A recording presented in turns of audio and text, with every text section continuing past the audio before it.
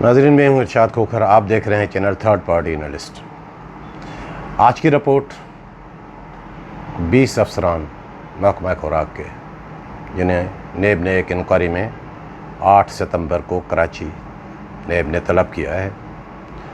जिन अफसरान को तलब किया गया है उनमें एक अफसर ऐसा भी है जो वफ़ात पा चुके हैं, जिसका इंतकाल हो चुका है। बड़ी दुखदायक उसकी भी कहानी है। DFC रोशन पंवर। उसके मौत का ज़िम्मेदार कौन? क्योंकि वो कैद में, सेंट्रल जेल सक्खर में उसका इंतकाल हुआ। उसके मुतालिक भी आपको आगाह करेंगे कि क्या उन पे मुकदमा था, क्या केस था और किस तरह कोर्ट से वो बरी भी हो गए। वो मरने के बाद बरी हो गए। और एक वो अफसर जो मशहूर है अपने वालिद के नाफरमान होने की बुनियाद पे, लेकिन वो वज़ीर खुराक के फरमाबरदार क्यों हैं? महकमा खुराक का जब जिक्र आ जाए तो सबसे बड़ा, जो सबको शीशी में उतारने वाला, करप्शन के खूब जो है मज़े बटोरने वाला, वो है एक आंटी का नाम सुन के आप ये समझ रहे हो कि ये कोई खातून होगी। नहीं, खातून नहीं, ये मेल आंटी है।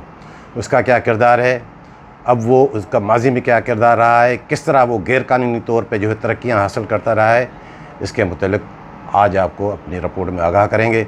तो वो दोस्त जिन्होंने हमारा अभी तक चैनल सब्सक्राइब नहीं किया है, सब्सक्राइब करें और वीडियो अच्छी लगे तो दोस्तों के साथ शेयर करें। सबसे पहले ज़िक्र उस अफसर का, जैसे जब मैंने आपको बताया कि वज़ीर खुराक के फरमाबरदार, वो अफसर ग्रेड 18 के अफसर, XPCS कैडर के 10 से 12 मरतबा फूड डिपार्टमेंट में तैनात रहा है और वो वसी तजर्बा भी रखते हैं। गुज़श्ता सीज़न के दौरान उन्हें हटाया गया, दीगर अफसरान की तरह क्यों हटाया गया कि कोर्ट के हुक्म पे कि वो कमीशन के इम्तिहान दिए बगैर जो अफसरान जो है भर्ती हुए थे उनमें शामिल था। लेकिन वो जब वहाँ से हटे तो उन्होंने अपनी वो सीट नहीं छोड़ी, अपना एक पपीट आके जो है उसी जिस सीट पे वो डिप्टी डायरेक्टर था उस पर लगाया और उसकी सेटिंग वज़ीर खुराक मुकेश कुमार चावला से उस वक्त भी थी जब वो डिफेक्टिव वज़ीर थे खुराक के, महकमा खुराक के।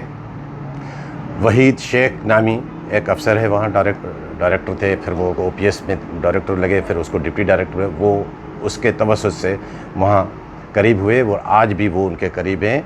वो सारे मामलात कराची रीजन के, ख़ास तौर पे हैदराबाद रीजन के, उनको वो संभालते हैं। और वो जो मैंने आपको बताया कि पपीट एक जो है उन्होंने अपना डिप्टी डायरेक्टर आके ला के रखा है, उनके तवस्सुत से मामलात चलते हैं। वो अफसर, उनकी फैमिली अक्सर कनाडा में रहती है। कैसे वो आते जाते रहते हैं, कहाँ से इतना पैसा आता है? ठीक है, आप मालदार लोग हैं, लेकिन वो उनके वालिद बड़ी अच्छी शोहरत के हामिल, अब उसका नाम लेना मुनासिब नहीं, उनके नाफरमाबरदार, लेकिन वज़ीर खुराक के फरमाबरदार क्यों है कि यहाँ माल का मसला है, यहाँ फरमाबरदारी के बगैर किस्सा नहीं चलेगा। अब आ जाते हैं कि 19 अफसरान जिनको तलब किया गया है वो क्या है। वो तलब किया गया है, उनमें एक जो है इंक्वायरी सक्खर में चल रही थी, नेब सक्खर में। वहाँ से मामला कुछ हुआ कि नहीं, ये नेब सक्खर वाले कुछ करते हैं या नहीं करते हैं। ये नेब कराची को जो है वो ट्रांसफ़र हो गई। अब वो नेब कराची में आई तो नेब कराची वालों ने उसी इंक्वायरी के सिलसिले में उन 19 अफसरान को, 20 अफसरान को जो है 8 सितंबर को तलब किया हुआ है। इस सिलसिले में 3 सितंबर को महकमा खुराक के सेक्रेटरी को नोटिस आया, लेटर आया नेब का, और उसी दिन तमाम डिप्टी डायरेक्टर्स जो है फूड के रीजनल, उनको वो लेटर चला गया कि इन अफसरान को आगाह करें कि ये इस तारीख को नेब में पेश हुए हैं। वो केस वो है कि मैं आपको नाज़रीन की आसानी के लिए बताता चलूँ कि महकमा खुराक में जो गंदम खरीदी जाती है उसकी क्वार्टरली फ़िज़िकल वेरिफिकेशन होती है कि गोदामों में कितनी गंदम पड़ी है, कितनी ख़राब है, किसकी कंडीशन क्या है, कितनी कमी है। लेकिन वो मैं उसको कहता हूँ कि वो लिफाफा वेरिफिकेशन है। लिफाफा वेरिफिकेशन कैसे है कि उसमें कोई भी, मैंने अभी तक नहीं देखा कि कोई ऐसे कोई आ गया हो कि किसी की रिपोर्ट ऊंच नीच आती है, अन अकाउंट फ्रॉड थे, ज़खायर इस तरह के थे, या गंदम थोड़ी बहुत ख़राब थी, लेकिन किसी को मैंने कोई वो नहीं देखा है कि कोई बड़ी कोई सज़ा मिली हो या ऐसा कुछ हुआ हो। क्योंकि वो लिफाफा वेरिफिकेशन में क्यों करता हूँ कि वो महकमा खुराक के अपने ही अफसरान हैं। सक्खर वाला लाड़काना गया, लाड़काना वाला दादू गया, दादू वाला खैरपुर गया, ऐसे ही जो है वो साउथ वाला जो है ठट्टा चला गया। तो मतलब ये कि जो है चाचा, मामा, भतीजे, भांजे, कज़न्स जितने भी हैं, वो उसका घर के जाके जो है वो तलाशी लेके आया। अब वो क्या बताएगा, वो उसके घर की तलाशी आपस में, और वो लिफाफा एक दे होता है, वो हो जाता है मामला। तो उसकी इंक्वायरी नेब में वो 2000 क्रॉप जो है 2016, 17, 18, 19, 20 के भी हैं। अब उनमें कई जो अफसरान उन सब के जो है ये 3-4 सालों के क्रॉप के नहीं है, किनके जो है 3-4 साल के क्रॉप के हैं, किनका 1 साल का है, किनका 2 साल का है। तो इस तरह जिस तरह मैंने आपको बताया कि वो इंक्वायरी, अब वो उसमें किन किन अफसरान को बुलाया गया है वो उससे मुतल्लिक़ मैं आगाह करूँगा। उसमें एक नाम है विशन दास, जो मैंने आपको बताया था। विशन दास की महकमा खुराक में उर्फियत के हिसाब से उसकी पहचान आंटी की है। वो क्या हैं, बड़े पहुँचे हुए हैं। उसकी एक आपको कई मिसालें हैं उसकी। एक मिसाल क्या, मैं उनकी कई मिसालें आपको बताता हूँ कि गुज़श्ता सीज़न के दौरान जब हरिराम किशोरी लाल साहब मिनिस्टर थे खुराक के, उस वक्त जो है सबसे ज़्यादा जो इसी बेस पे उसको जो है वो बेअख्तियार वज़ीर बना के रखा गया, और डिफेक्टिव वज़ीर मुकेश कुमार चावला साहब को बनाया गया कि करप्शन हो रही है, बदनामी हो रही है हुकूमत की, इसी बेस पे। और उस बदनामी का सबसे अहम जो है सबब था वो विशन दास था, जो उस वक्त हरिराम किशोरी लाल के जो है PS ख़यामुद्दीन के साथ जो है जुड़ा हुआ था। उनको जो है नए तरीके सिखाता था। जितने भी प्रमोशन होते थे उसमें जो है पैसे करोड़ों रुपए इकट्ठे करके देने वाला यही होता था। और वो ही विशन दास आज मुकेश कुमार चावला के बंगले पे बैठा हुआ है, उनके घर पे। और वो ये तक भी सुनने में आया कि कुछ लोगों ने कहा कि भाई ये विशन दास बड़ा ख़तरनाक बंदा है, ये डायरी मेंटेन करता है। उनका जिन के साथ रहा है उनका काम उतारा है उन्होंने कि इनको आप थोड़ा दूर रखें। तो मिनिस्टर साहब का जवाब कि ये मेरा एक दीवान है, अब इस दीवान को मेरे साथ, इसके मेरे साथ क्या करूं। भाई दीवान है, आप महकमा खुराक के चावला साहब मिनिस्टर हैं। अगर दीवान की बात है तो फिर महकमा अकलियत उमूर जाके लें, यहाँ दीवान वाली बात नहीं चलेगी आपको। ये महकमा सिंध का महकमा है। और वो अफसर अब उसने क्या जो वो उसका ट्रैक रिकॉर्ड बता रहा हूँ। वो शिकारपुर में रहे, वो सक्खर में रहे, वो बेनज़ीराबाद में रहे, वो अब सांगड़ में DFC तैनात हैं। जहाँ जहाँ भी रहे हैं वहाँ शॉर्टेज हुई है, वहाँ के इंचार्ज जो है उन्होंने मरवाया है। खुद तो जो है सारा समेट के कि आपको मैं चालान भी दे दूंगा, आप गंदम निकाल दें, आपको मैं ये भी कर दूंगा, गंदम की कोटा भी भेजी, सब कुछ किया। और वो खुद समेट के और अपनी जान तरीके से ऐसे निकाल देता है कि बाकी जाने, वो जाने, इंचार्ज जाने। और ये उसका ट्रैक रिकॉर्ड रहा है, जहाँ जहाँ भी गया है वहाँ शॉर्टेज रही है और वहाँ के इंचार्ज फंसे हैं। लेकिन क्या करें, वो इंचार्ज, उनका भी कसूर है, क्यों उसके झांसे में आते हैं। ज़ाहिर है रिश्वत, ज़ाहिर है ये जो कुछ मैं आपको बताता रहा हूँ कि महकमा खुराक में हो रहा है। और आजकल उसने क्या किया हुआ है, आजकल इस झांसे में रखा हुआ है, वज़ीर खुराक को पता है या नहीं है कि उन्होंने अब ये इस पे वर्किंग उसने शुरू कर दी है कि जितने भी प्रमोशन होंगे वो उनके तवज्जुह से होंगे। अब एक तो जो DPC हो गई वो प्रमोशन हो चुके हैं, बाकी निचली सतह पे अगर जो के नीचे से फूड सुपरवाइज़र बन के आएगा तो 10 लाख रुपए, और फूड सुपरवाइज़र से अगर वो इंस्पेक्टर बनेगा तो 15 लाख रुपए। और वो लोगों को झांसा देता फिर रहा है कि नई अपॉइंटमेंट होगी, फूड सुपरवाइज़र 35 लाख में, फूड इंस्पेक्टर 50 लाख में। और ये मीटिंग्स करता फिर रहा है, मुझे इतला है किस किस के साथ, इंतज़ामी अफसरान के साथ, दीगर के साथ। ज़ाहिर है ये जब इतना वो नेटवर्क अपना वो चला रहा है, उसकी कामयाबी का राज यही है कि वो पैसे कमा के देता है, खुद भी खाता है। एक और बात, गुज़श्ता सीज़न के दौरान ये मैं आपको वज़ीर आज़म हाउस की बात बता रहा हूँ कि वहाँ क्या हो रहा है और हमारे इदारे क्या कर रहे हैं। एक लिस्ट आती है वहाँ से सिंध के जो है मुख्तलिफ महकमों के करप्ट अफसरान की, वो लिस्ट आती है। उसमें दीगर पुलिस के भी थे, एक्साइज, दीगर डिपार्टमेंट के, महकमा खुराक के अफसरान की भी थी। उनमें 36 नाम थे कुछ जो है इंस्पेक्टर, सुपरवाइज़र, कुछ DFCs। मैंने जब वो लिस्ट देखी तो मुझे हैरत हुई। उसमें ठट्टा के DFC मेमन साहब का भी नाम, कहाँ ठट्टा के नहीं, सॉरी, थरपा करके उसका भी नाम। ये क्या हो रहा है?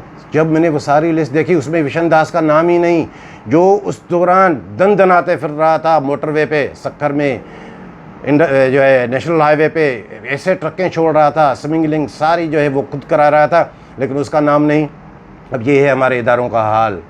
मैंने इसमें थोड़ी बहुत खोज की तो पता चला कि अब उसका नाम कैसे आएगा।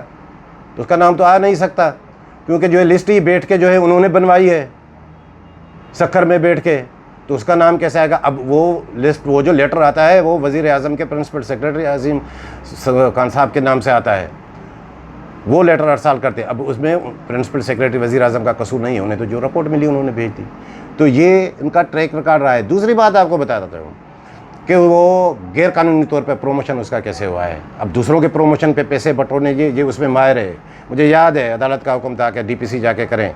जून 2020 में लाइक अमन सेक्रेटरी फूड थे, DPC होती है, DPC में कुछ लोग जो है वो प्रोमोट हुए AFC से DFC, DFC से ADFC से DFC। तो उनमें विशन दास का नाम भी शामिल था। विशन दास कैसे प्रोमोट हुए? विशन दास प्रोमोट हो गए, पता चला कि वो जून में वो DPC हुई, उन्हें 26 जून को नेब का कॉलम नोटिस था वो छुपाया उसने। चलो वो तो छुपाया, कॉलम नोटिस को ऐसी को नहीं है, ठीक है, उसको कोई उसको सज़ा नहीं थी। लेकिन वो नोटिफाई हुए जब जाके उसके 1 महीने के बाद नोटिफिकेशन वो हो गया सारा उनके प्रमोशन का। उसके बाद जो है 2 सितंबर को डिप्टी डायरेक्टर लाड़काना का लेटर आता है कि इस पर नो ड्यू सर्टिफिकेट है। उसमें वो लिखता है कि जो इस पर शिकारपुर की इंक्वायरी चल रही है। तो चावला साहब आप कुछ करेंगे?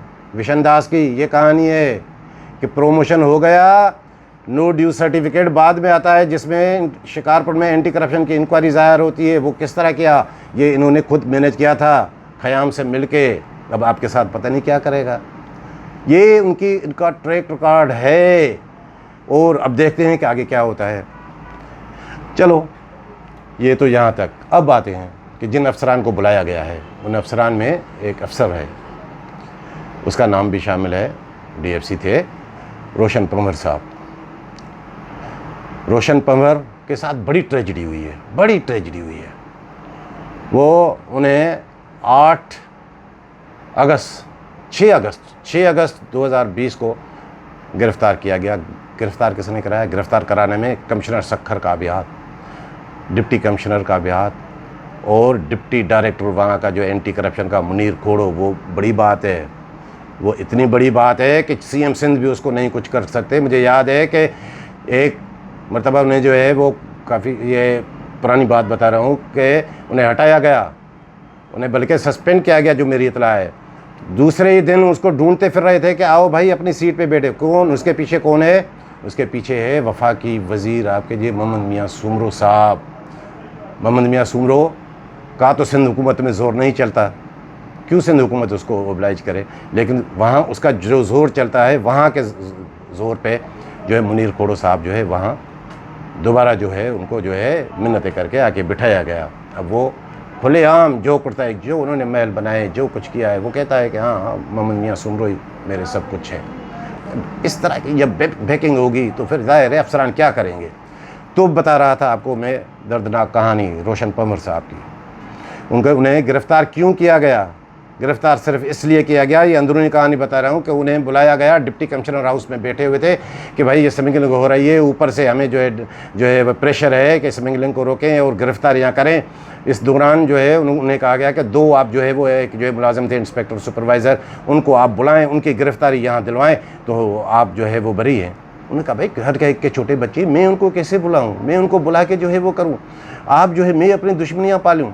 अगर उन पे कसूर है तो आपके इदारे हैं, आप जाके गिरफ़्तार करें। तो नतीजतन उन्होंने अपनी रिपोर्ट दिखा रहे। हाँ, एक मुख्तियारकार भी गिरफ़्तार हुआ, रोशन पंवर गिरफ़्तार हुआ, और उसमें शो किया गया कि भाई इस पर जो है वो गंदम का ट्रक छोड़ा था पंजाब, 35,000 रुपये इसके जेब से जो है रिश्वत के भी निकले हैं, और वो जेल में चले गए। जेल में गए, मुझे याद है कि तकरीबन ये दिसंबर की आखिरी तारीखें, 31 दिसंबर है या क्या ऐसे, उनको जो है वे पहले ही वो किडनी के पेशेंट थे, उन्हें शुगर के पेशेंट भी थे, उन्हें जो है चेस्ट में पेन होता है, उन्हें जेल पुलिस NICVD सखर ले जाती है, वहाँ उनको जो है सही ट्रीट ही नहीं किया गया। ECG करके कहा कि नहीं इसको तो कुछ भी नहीं है, इसका चेस्ट का प्रॉब्लम है, इसका कोई एक किसी फिजिशियन को जाके दिखाएं। उन्हें आके जो है सेंट्रल जेल सखर के जो है हॉस्पिटल में आके रखा गया और वहाँ उनको जो है एकदम झटका लगा और तकरीबन 11-12 बजे रात के दरमियान वो अल्लाह को प्यारे हो गए। उसके छोटे छोटे बच्चे हैं और उसकी तदफीन अपने आबाई गांव में हुई। कंबर शहदाद कोट ज़िले के रहने वाले थे, एक जो एक कस्बा है यारू देरो उनका गांव है, मैं जानता हूँ, वहाँ उनकी तदफीन हुई। अब उसके छोटे छोटे बच्चे, उनका क्या कसूर। और आगे सुने कि जब वो कोर्ट में एंटी करप्शन कोर्ट में केस चला, ये मई में जाके सब जो भी उसमें जो है मुलजमान थे शामिल थे, रोशन पंवर समेत सबको फाजिल अदालत ने बाइज़्ज़त बरी कर दिया। जब बाइज़्ज़त बरी कर दिया तो वहाँ का मंज़र जो था, जहाँ वो लोग थे, वो इतना दर्दनाक मंज़र था कि हर एक अश्कबाज थी। किसके लिए? कि रोशन पंवर तो अब रहे नहीं, इधर अदालत ने जो है उन्हें बाइज़्ज़त बरी कर दिया। कौन क्या सज़ा मिली? इसका मौत का कसूरवार कौन है? कमिश्नर सखर है, डिप्टी कमिश्नर उस वक्त का सखर का है, मुनीर खोड़ो डिप्टी डायरेक्टर है। अब क्या होगा उनके बच्चों का? पलटने किसी ने देखा है उनके बच्चों की तरफ, मासूम बच्चे। और ये क्या, कौन सी सज़ा मिली उन्हें? ऐसे सिर्फ वो शिकार हुए, ये जो हमारे जो है ना फुर्तियाँ दिखाने वाले बड़े बड़े अफसरान हैं, उनकी फुर्तियों की वजह से जो है उसकी जान चली गई। ये बड़ा दर्दनाक किस्सा है। अब आते हैं कि नैब ने किन किन अफसरान को बुलाया है। जैसे मैंने आपको बताया कि वो फ़िज़िकल वेरिफिकेशन के सिलसिले में बुलाया है। उन अफसरान में, जिन अफसरान के नाम शामिल हैं, उनमें DFC बशीर अहमद काजी साहब का नाम भी शामिल है। दीगर अफसरान में जो हैं उनमें मुनव्वर आरई का नाम भी शामिल है। मुनव्वर आरई के लिए मतलब बताता चलूँ कि ये अभी भी कैद है, नैब के हाथों गिरफ़्तार है।